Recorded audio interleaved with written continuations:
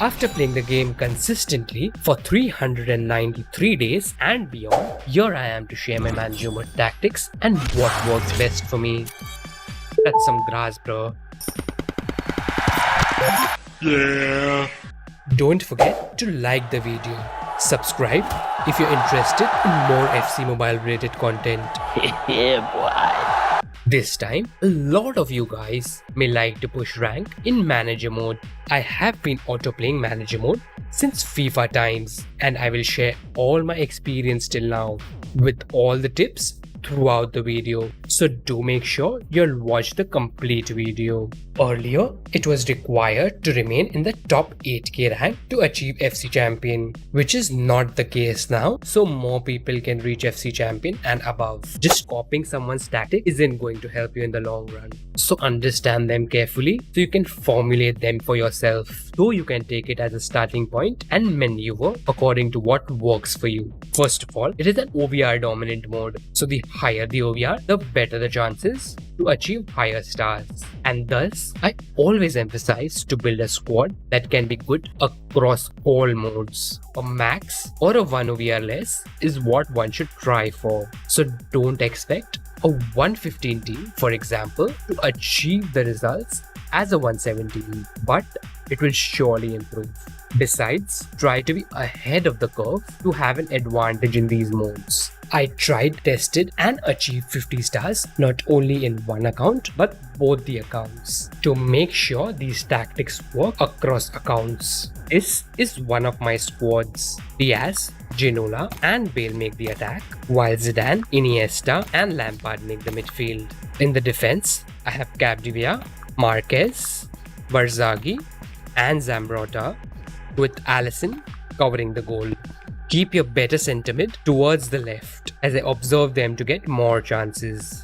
Another important point which you all can observe is I have max ranked and trained the players, as it is important across all modes. To max train, you can easily get the players from these exchanges. Let's observe the final match. If you see, there's a change in matchmaking which increases our chances to achieve higher stars. I am playing with the 117 OVR squad, while the opponent is playing with the 115 OVR squad, which on paper gives us an advantage in these modes. There were no goals in the first half, but in the second half the keeper makes a mistake and Diaz takes advantage of it. The opponent then comes back and equalizes. With about just 10 in-game minutes remaining in the game, we have to score in order to reach 50 stars. And as per our tactics, we get some good passing before Ginola takes a long shot. His 5-star weak foot along with the shooting attribute helps us in getting the winning goal, and we move to 50 stars. I will attach the live stream on which I managed to reach 50 stars. If you all wish to see more matches, let's try to understand these tactics as per my experience and opinion in the game. So there are 3 sections. First is build up. Keeping the build up speed at 2 helps in maintaining possession and creating opportunities, as you can see in the illustration. When we shift to 3, it will be quick passing build up, but chances of losing the ball will be higher.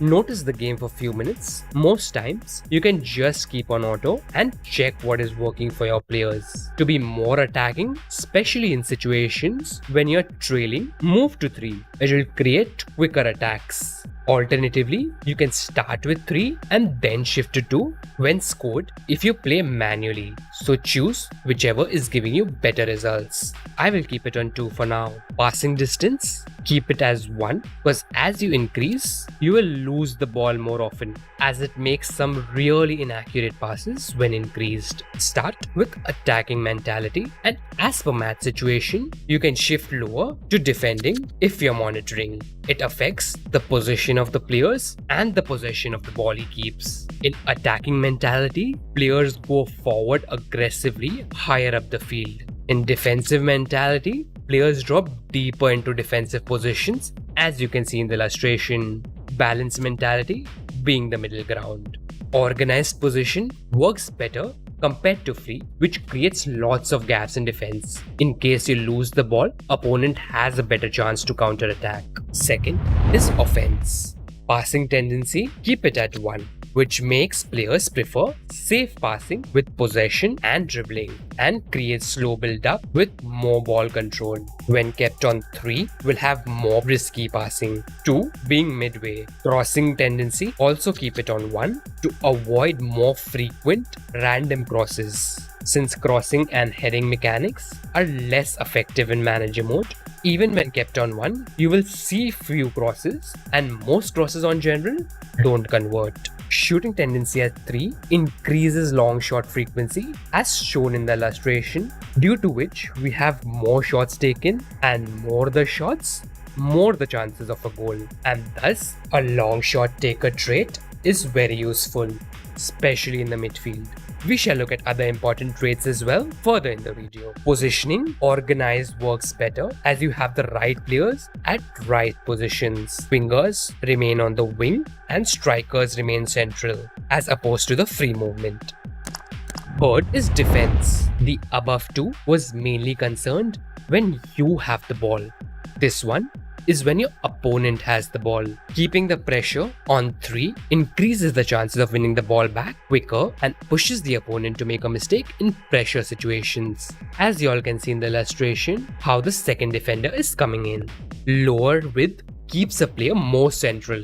To take a shot, a player will drop in, and in this setup we have all our defenders in the right position, reduces the gaps in the field, and as you can see we have players to cover up closer to each other, creating compact defensive block and more pressure in central areas. So these two function well together. If you increase that, it will push your defenders further on the wing.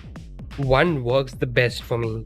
Aggression should be kept on 2, which is well balanced, where players wait for the right moment to intercept, compared to 3, which is highly aggressive, which could result in us losing the ball. So is 1, where the defenders hold back a lot.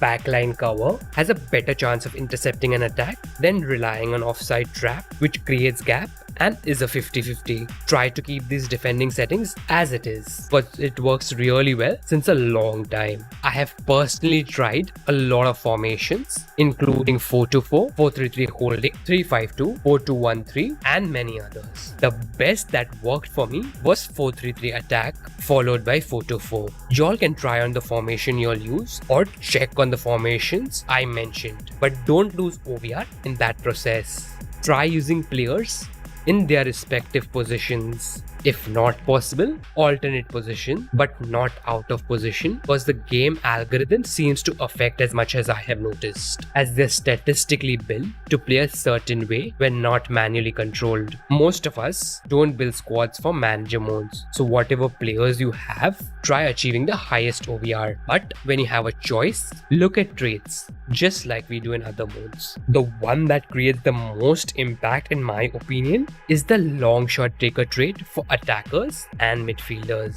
Other traits like power header, playmaker, beats offside trap, flare, and dives into tackle comes in handy. A 5-star weak foot for midfielders and attackers is very helpful. The best time to keep on auto, in my experience, is the unpeak hours. Example, 5 hours before the reset.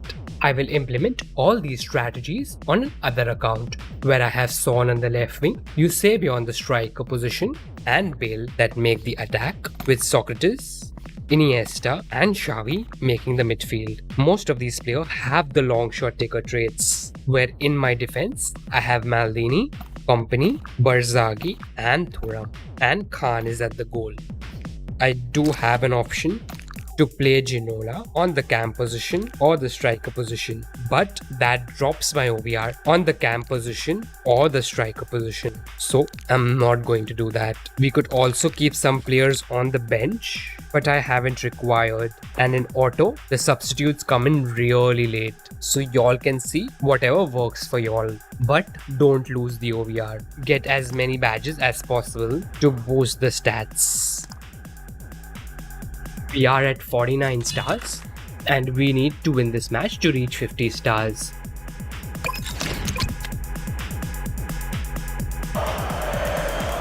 The OVR of the opponent is also 117. He has got some excellent players in his lineup and is going to be tough to beat. We begin the match with our initial tactics in place. With balanced build-up speed, we get some decent passing going through in the early minutes. Our players hold the perfect positioning, due to which we are able to create a good chance from the throw, resulting in a goal from Ginola. Since I got the early goal, I shifted my mentality from attacking to defending, as we were playing to reach 50 stars.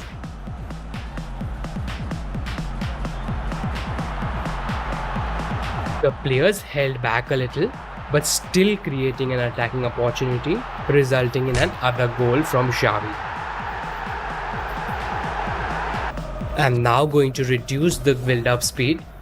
Observe the difference it makes to the gameplay. That is the end of the first half. The opponent begins the second half. Observe the position of our players. Holding their position, not overcommitting, but not letting them get passed through easily as well.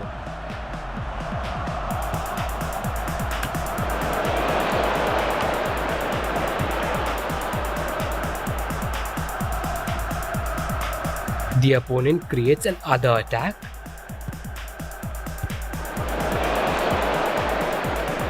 This time, observe the well-crafted build-up from our defense to the attack.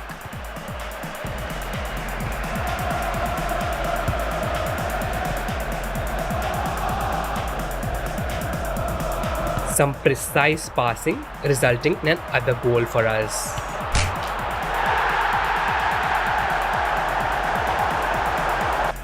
Another attack where we managed to score our fourth goal.